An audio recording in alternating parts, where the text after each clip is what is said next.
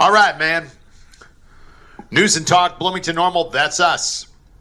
We're Cities 92.9. Hi there, I'm Scott Robbins. Right over there is Kat Peterson. Yep.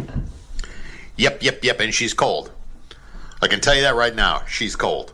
Because it's only like 48 right now. Which is ridiculously hard to believe, but that's the case. But I'm still drinking my iced coffee from the Spot, your healthy beverage bar. If you could get an IV drip of that stuff, you'd do it. No, I need to get one. Shoot it directly into your veins.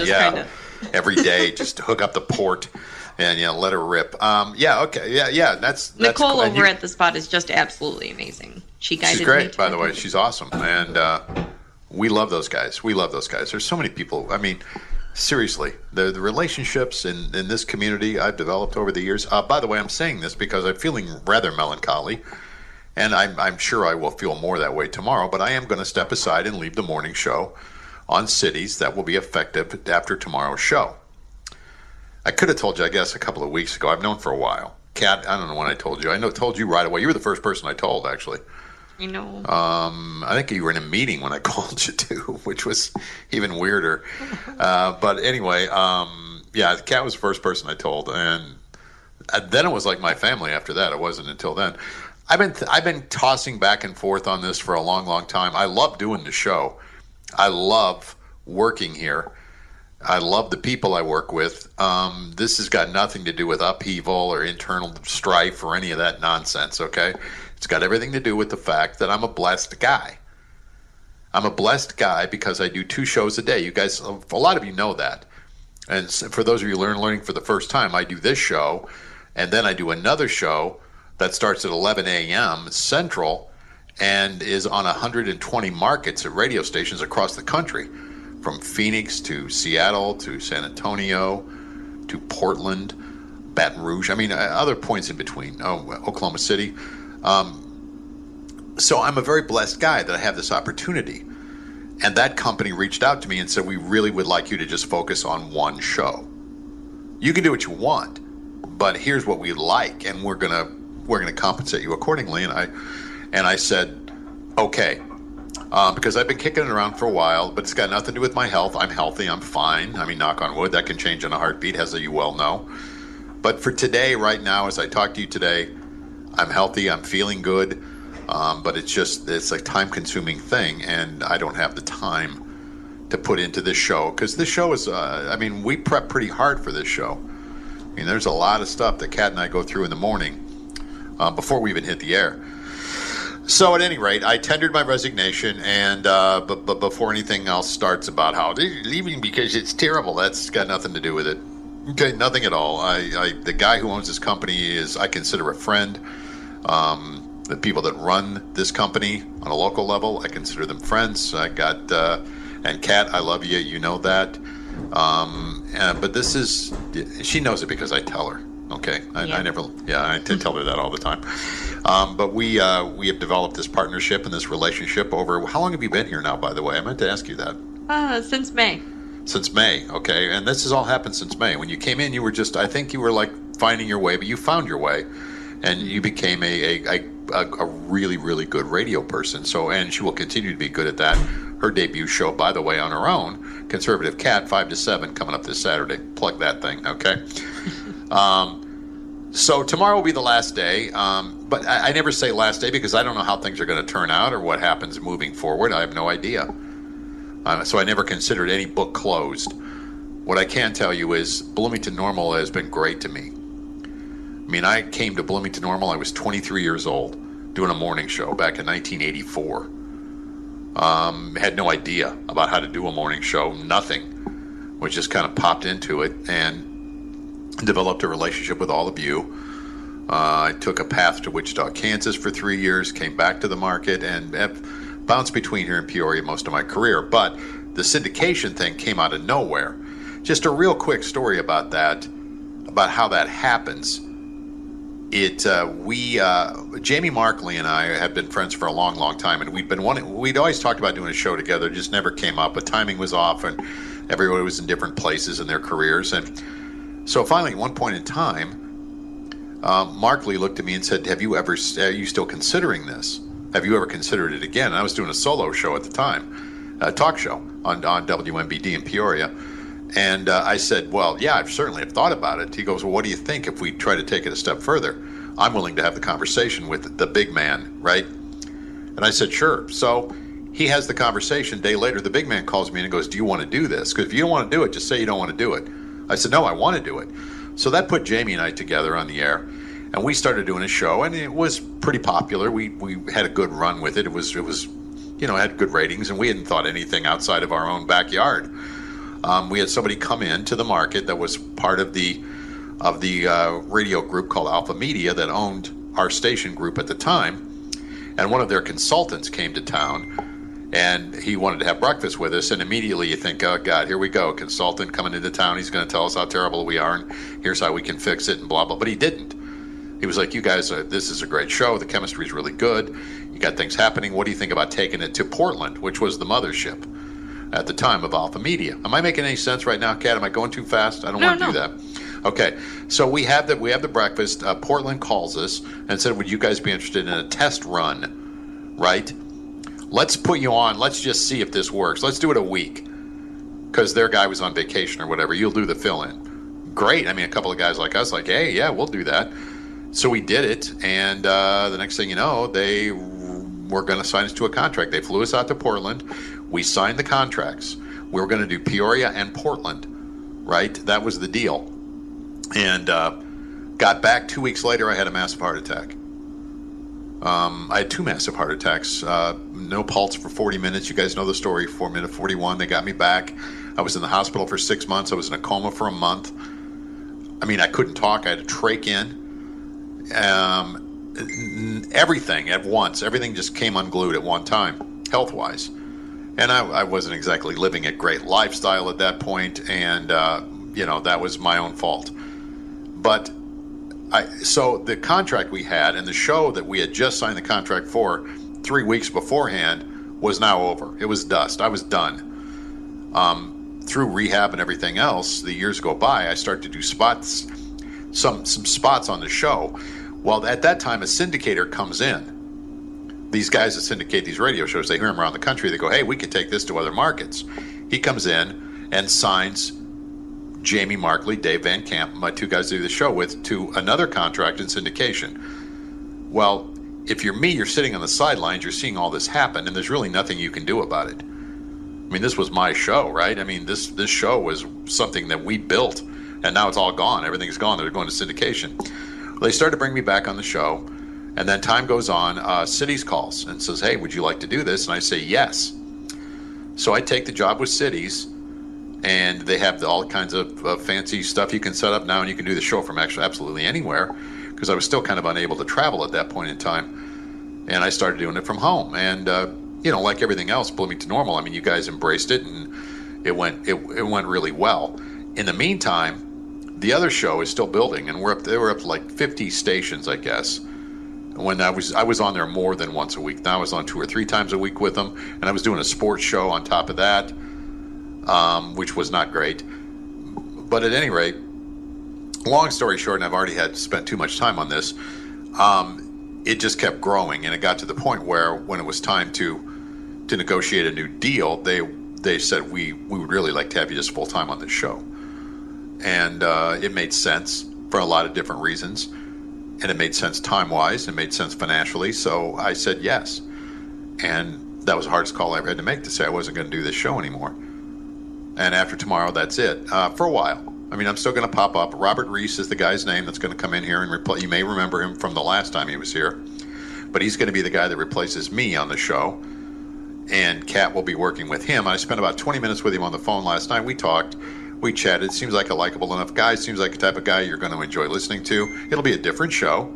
He'll put his print on it, so it's going to sound different sonically, and content-wise, I think it might be a little different too. But that's all in the future, and I wish him well, because it's a great radio station. This has been a pleasure for me and a blessing for me, and thank you for allowing me to come into your car or your home or wherever you are, and we can sit down and have conversations every day, because that's what we do. You're not alone. A lot of people think like you, and we bring them all together and try to tone down the screeching and hysterias of the other side. Sometimes it seeps through. Sometimes it does. There are people who absolutely hate this show. There are people that hate me that don't know me. They just hate you because of what you stand for, because of what you say. That's all. They try to stop you from saying it because they can't really counter it with anything. Long story short, I'm going to be gone. That's Friday. That's tomorrow. And Kat and Robert Reese will be taking over this show on Monday. So Kat's working hard, tirelessly behind the scenes to prepare for that changeover when it happens on Monday. But anyway, thank you to the clients. Thank you to the advertisers. Thank you to a lot of you I know that advertise with this station. Again, this is a total lifestyle thing for me. It was a choice I made, and it was made fairly easily for me. And you know, we're still going to be on the radio here in this market, 8 to 11 at night. On cities, you can still hear the show. We do it live 11A to 2P. But again, it's that day's show. You hear it at 8, so it's not dated material or anything. But anyway, there you go. Got all that, Kat? Got it. I'm going to miss you. Well, I'm going to miss you too. But you and I will be in touch. I'm always going to know. Like even a fraction of, if I get a fraction of talent that you have, I think I will stay in this career. I hope your skill set will enable you to stay in it. You're legend. That's really what it comes down. Well, anytime you're around long enough, right? Yeah, but we just try to bring a quality show to you every day, and I'm mindful of that. And I'm also mindful of the fact that this station stands for this. I mean, I was talking to Robert, the guy's going to replace me, on the phone the other night. I said, I think it's simple for me. I use a music radio analogy all the time. If I'm playing, Led Zeppelin records and Rolling Stones records, you can't slip a Cardi B record in the middle and expect to attract an audience. It just doesn't work. Because they don't expect Cardi B when they get it. They're like, what is this? And the Cardi B people are not going to want to hear Led Zeppelin. You see what I'm saying? So this makes it real simple for me to say this is what the station is. This is who we are. This is what we are. We don't run away from it.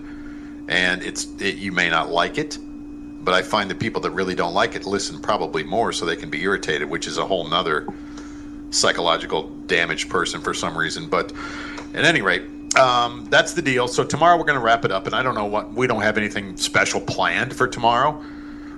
It's going to be a show like any other show. It'll just be a last show. I'm going to throw you a party. And I do have something. I do have something a little special planned. So. Okay, well we'll get to all that tomorrow. I'll be surprised as you are. But this is again, this is not goodbye, because I told Robert, he goes on vacation or something, needs somebody to fill in. If I can do it, I will. So, I mean, I'm still going to pop in from time to time, I'm sure. But in the meantime, we're going to take a break. And we'll be back in a second. News and Talk, Bloomington Normal, Cities 92.9. All right, man, here we go. News and Talk, Bloomington Normal, that's us. We're Cities 92.9. I'm Scott Robbins. Right over there is Kat Peterson. Yet indeed. All right, Kat. You're setting things up right and left here. You're busy in that studio today. I know. All right, so are we doing the Katie thing, or what are we doing? I believe so. I think she'll call in about 8:30. About 8:30? Okay, Now let's just set it up. We just threw the name out there, Katie, and people are like, Katie, what are you talking about? Katie? So Katie Glenn, she, I spoke, kind of not spoke, so she's going to talk about that. I don't know. I spoke, kind of not spoke, because they cut her off her mic. That's our new show this weekend. Spoke, kind of not spoke. Spoke. Weekends on Cities 92.9. Well, the cancel culture. You have no idea what's going on at these board meetings unless you actually go to. And I wasn't there last night, and she, I guess, like, had prepared a statement, but they know who she is because they've been dealing with these events for, years, it sounds like, because the kid started out at 8 years old, and now he's 10. So she's going to come on and clarify a few of those details. All right, we'll clear it all up. We'll clear it all up. That's coming up in just a few. You've already contacted her then? Yes. Okay, good, because Kat and I communicate via text more than we actually communicate verbally. We're in a verbal business, but we communicate by text a lot. I know. Yeah. My phone, it's so cool because your contact photo is the picture we took together, and it recognizes you as like one of my favorite contacts. Oh, and awesome! It always pops up. It's like your favorite contacts. Do you want to call this person? When I open up my call, yes, app. I'm going to call him. Yes. No, it's That's funny. See, I got this stuff on my phone. It's weird because I don't even know how to use half of it. I don't. And I never really cared to learn it. It's like I can text, I can post on Facebook, I can check whatever on my phone. It's really my personal computer. That's fine. I know how to do all these things. But like the contact pictures and even names sometimes, I'm terrible at it because I don't really know what I'm doing. Generally, I just hand it to one of my granddaughters and say, here, can you put that in there? Yeah, okay, I can do it. And they'll just do it. That's a great thing about having younger kids around you. Mm-hmm. Because they know this stuff. They know how they can figure it out. They have no problem with it. I try my best. I feel like I spend way too much money on technology. Well, yeah, but that's generational too, I think. It's like here's the thing. I want my TV to work, but people will say you need to get Sling or you need to get this or that. And I'm like, no, I don't. That sounds complicated to me. Maybe it isn't, but it sounds complicated. You need Apple TV for what? What am I doing with it? I don't even know what I'm doing with it. I got 73 channels now I never watch. There are some channels I didn't even know I had. Somebody will go, oh, that's on 417 tonight at 8. I'm like, what? 417? I have 417. I speak into and sure enough, I got it. I'm the worst. I'm paying way too much money for this stuff, and I'm not. I need to get some cable. Yeah, well, I say that. I don't even know if you do or not. Real quick, Katie will not be able to call today, but all right. We will have a web story up on cities929.com. Okay, so we'll put that one off. Katie was not going to call. Did I say something to offend her? No, I'm kidding. Generally, that's the case. I'm not going to be on that show. But anyway, so anyway, we'll straighten all this out. It's an offensive show. We'll straighten it all out. Okay, we'll get to that. I promise. We'll get to that. All right. So today is going to be a beautiful day. If this is one of those days that if you need Kat to call in sick for you today and play as your doctor, she'll do it. Okay, she'll do it. Yes, I will. I got to be better than Fauci at least. Yeah. This is Dr. Livingston. I'm sorry, but Sandy won't be able to make it today. She's feeling under the weather. Got a nasty cough, and we believe it could be COVID, so we're going to wait and see. It comes up through the shower drain. And you never know. Her. Right. She had her windows down in her car, and somebody coughed across the street, and it floated over the droplets. Gosh. I always say that on the radio, too. It's like, hey, if you might want to cover your radio, you never know. Kat might have something. I might have something. Who knows? Never know. Yeah, put a little cloth over it. All right, we'll take a break. Back in a minute, News and Talk, Bloomington Normal.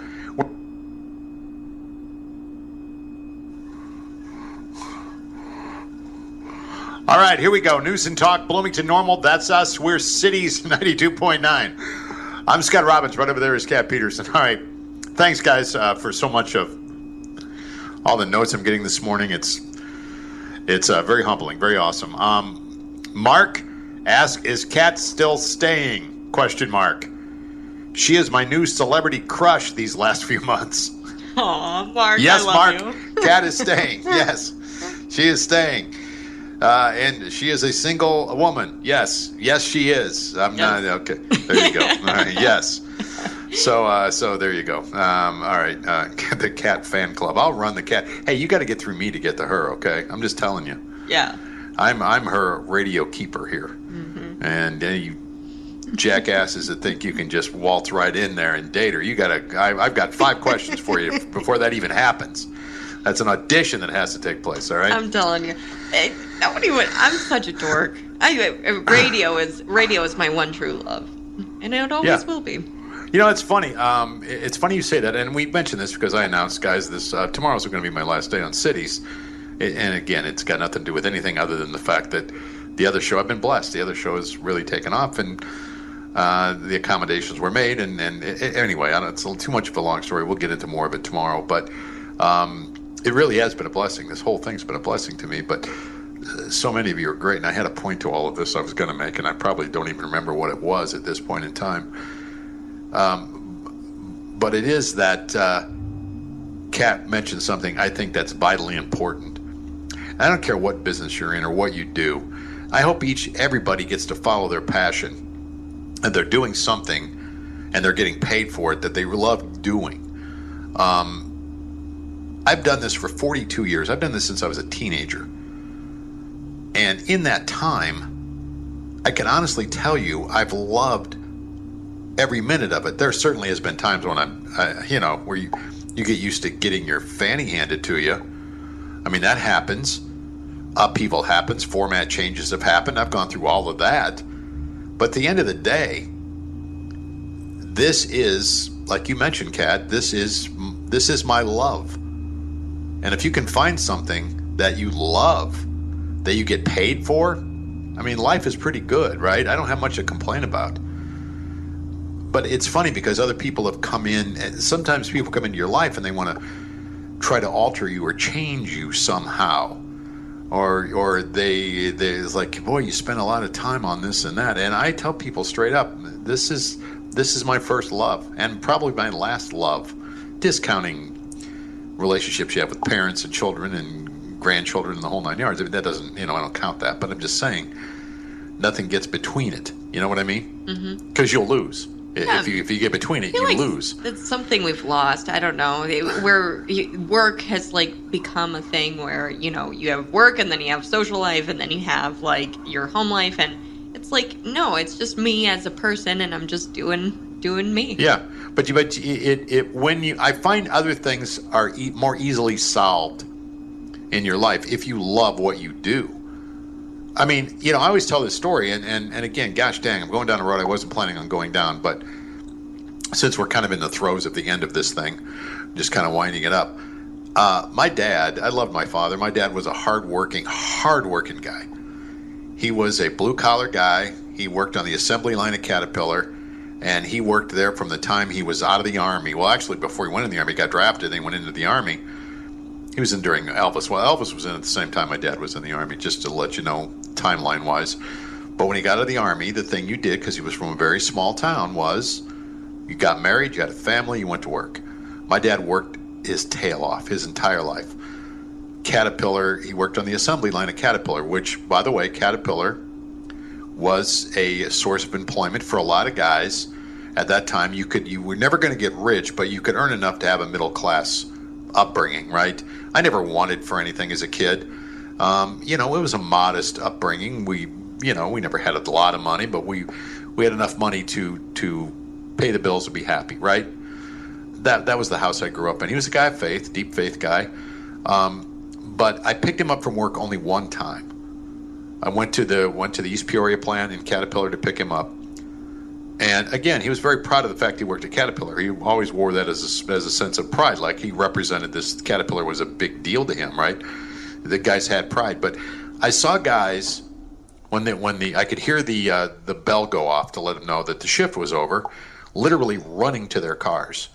They couldn't wait to get out of there. And he comes walking and he strolls in. He comes in and he sits down and he says to me, he goes, "Do you see those guys?" He goes, "You don't ever want to do that. You never want to do that. You never want to be the guy who can't wait, is so anxious to get out of work you run to your car. If it's not this, then find something you like to do better, And I guess there wasn't a ton of words of wisdom because my dad was a tough nut, but that was one of those things I never forgot. So I remembered that, and I remember telling my daughter the same thing. I said, find something you enjoy that you love to do, and if you get paid for it, my gosh, that's life, man. And she became a nurse. An RN, and then a nurse practitioner after that. So she could afford a nice life. And as a daughter, I always told her, don't do something where you don't count on the guy for all the income. Because things can happen in a relationship that maybe you don't expect, right? I mean, we all want the picket fence and the children and all that, but sometimes it doesn't work that way. And I wanted her to be able to sustain herself in some career where she wasn't dependent upon somebody else to pay the bills and everything, where you get yourself into a situation where you're trapped. I never wanted that for her. And she didn't. And like I said, if there's only you want your children to be self-sufficient, you want them to be on their own, you want them to be able to pay their bills. And if they're a girl, a female, I think, I mean, as a man, I never had a son, so I just had a daughter, and I have granddaughters, right? But, just to tell them to be self-sufficient and don't rely on anybody for anything. Get out there to do it yourself. Yes. There's an old saying that you never wash a rental car. And you don't. When it's your car, you do, because you have a vested interest in it, right? But as a society, we have lost track of that. I mean, I know people who don't work. I don't know what they do, but they don't work. You know, somebody's paying for something. Like when you meet somebody, you're always like me. I just want to know what you do. Like I want to know like your career and what you do. But now it's almost like I'm not judging bad. you. I'm just curious. I know that's what I almost feel like they're scared to tell me, or like you know, and I'm scared to ask that question, and I'm like, why am I scared to ask that question? You know, it doesn't matter what you do in life, and like I don't know where in society. It's the left. They've turned people against the institution of actually working and making a paycheck, and you know, they've turned people against capitalism. They don't want to incentivize work, because if they incentivize work, you might think for yourself. You might don't want that, and you're not beholden upon Mother Government to take care of you. I mean, let me just ask you a question, because you and I are, you're much younger than I am, but the idea and thought of the government taking care of you never, ever has ever crossed my mind. Never once. Not from the time I was 12 years old and became aware of my surroundings to today. I never once thought, the government will just take care of it. I never thought that. And my dad was certainly not a conservative guy. He was a union guy. So you know where his politics lied most of the time. But he wouldn't recognize the party today. This party today is unrecognizable. This is not the party of John Kennedy. No. Or Harry Truman or anything. I mean, it just isn't. Miss those guys. We've gone way past that. It's not even the party of Bill Clinton. No. I mean, it seriously, it's jumped the shark from Bill Clinton. I mean, it's become a progressive socialist country. And maybe there are still, I like to think in the back of my head, like, oh yeah, maybe there are still Dems out there that are rational, and like the union guys, right? And and they push for good things like the unions. Not all union, well, now they're kind of all woke and ridiculous. Well, but their numbers have dwindled. I mean, over the years, they've lost that huge power base they once had. Because for a variety of became reasons. Less about the people they were serving and more about the bureaucracies empowering that they were the bureaucracy money. And the people running them. Yeah. That left a bad taste in people's mouths. But, I always say my dad was a juvenile diabetic. That's a tough nut. He lived with that, but he had great health insurance, great benefits. I mean, and that was all negotiated through the union. I'm not anti-union. Mm-hmm. But I'm one of these people that's like, okay, you can take everything. The pendulum always swings too far and it needs to come back. It just does.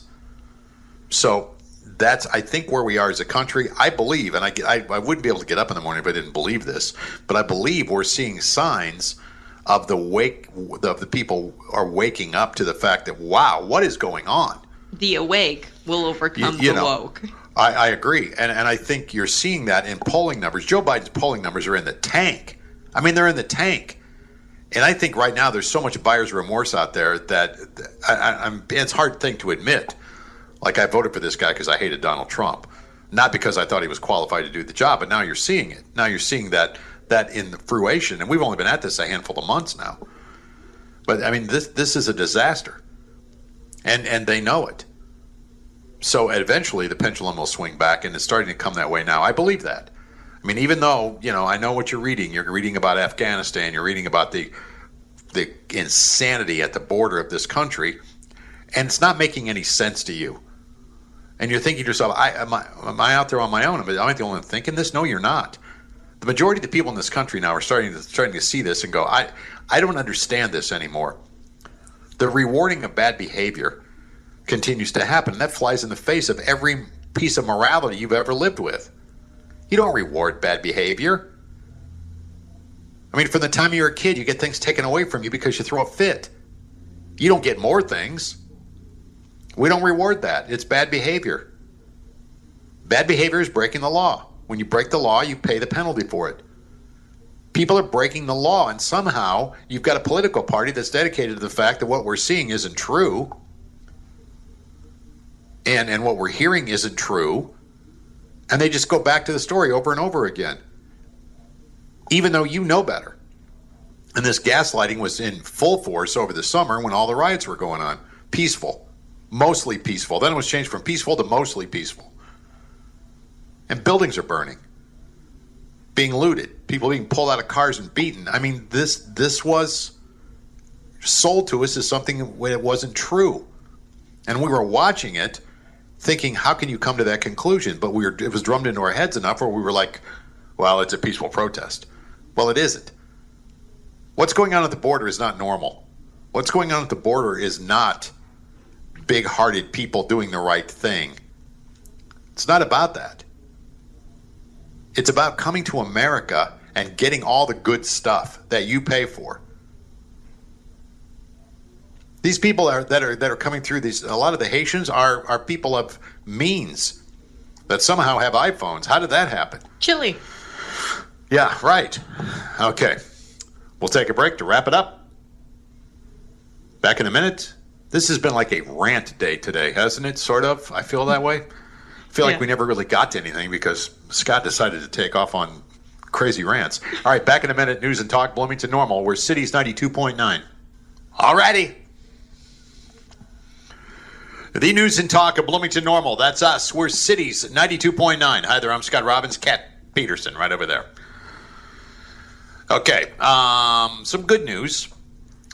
A 3-year-old, maybe you saw this video. I saw it last night. A 3-year-old got her head stuck between two bars of a railing in an apartment complex in Boulder, Colorado. Did you see this? Yeah, I did. The police came and used a battering ram to free her. But it wasn't what you're picturing. They wedged it between the two of the bars, then turned it to pry the bars apart. The little girl was amazed and relieved the police got her out. So a news anchor asked her what she wanted to be when she grew up, and she said, a silly witch for Halloween. Okay. Aww. Nice. 4 young men in Seminole County, Florida, helped an elderly woman at a crosswalk. She was in an electric scooter, but it broke down. It was raining, so they helped push her out. They took her all the way home. They pushed her all the way home, by the way. It was 3 blocks away. But the chair's wheels were locking up. The sidewalks were slick, and it was uphill. 4 guys say, I was just looking out for our neighbor. Nice people. 24-year-old guy in Denver met his soulmate on Tinder last August. That's right, met his soulmate on Tinder. But the other guy matched in more ways than one. The man needed a kidney transplant. Earlier this year, the other guy offered to be his donor. He was a match, and the procedure happened last month. Huh. So it was 2 dudes. All right, there you go. And that's a quick story. Okay, real quick. Tomorrow's show, which will start at 6 a.m., will be my last show here on Cities Doing Mornings. Again, I'm not upset. Nobody's mad at me. I'm not getting fired. Nothing like that. It's just, it's a continuation of what I've been doing, which is 2 jobs. Well, my other job now is taken off, and so I'm blessed, and we're going to wrap it up tomorrow. It'll be part of the show tomorrow. By the way, because everybody's asking this morning, is Kat going with you? No, she's not. Kat will be here. Kat will be here. Mm-hmm. Yes. And Robert will be back. Robert Reese is the guy who's been here before, and now he's back, and he will be doing the morning show. I talked to him last night for a few minutes on the phone. Seems like a nice guy. And he'll be here starting next Monday, just so you know. So anyway, I think we'll have some fun tomorrow, Kat. Oh, yeah. I think we will. Planned. Anyway, and Kat's got something planned. I don't know what she's got planned, but she's got something planned. She's not telling me. What time will that be, by the way? It's probably a 2-minute clip. 2-minute Not clip. Not even 2 minutes. Like maybe we'll play that clip, seconds. but like we may play that clip more than once then tomorrow is what you're saying. What? Or just once. Just once, maybe. I don't know. Just once. We don't know. We'll see. Probably be right around this time. If you like it more than once. All right. All right. Thanks for listening. We'll do it tomorrow. Cities 92.9.